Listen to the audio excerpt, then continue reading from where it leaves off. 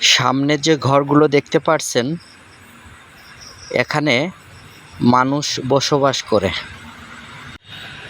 চারিদিকে পলিথিন দিয়ে ঘেরা, কোনো জানালা নাই, একটি মাত্র দরজা। এই প্রচণ্ড গরমে কিভাবে এখানে বসবাস করে সেই চিন্তাটাই করছি।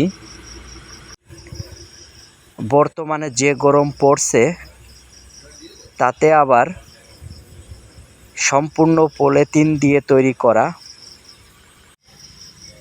আমরা যারা আমাদের বাড়িতে বসবাস করি, 1 মিনিটের জন্য বিদ্যুৎ চলে গেলে চার্জার ফ্যান ব্যবহার করি। আর এরা কিভাবে সম্ভব এর মধ্যে বসবাস করে? এরাও তো মানুষ, এরাও সৃষ্টিকর্তার সৃষ্টি, এবং আমরাও সৃষ্টিকর্তার সৃষ্টি।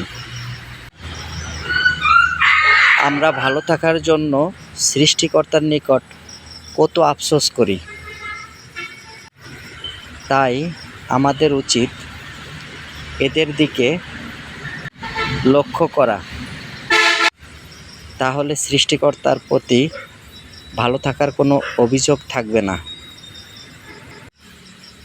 সৃষ্টিকর্তা সবাইকে ভালো রাখুক, সেই কামনাই করি। সবাই ভালো থাকবেন। আসসালামু আলাইকুম।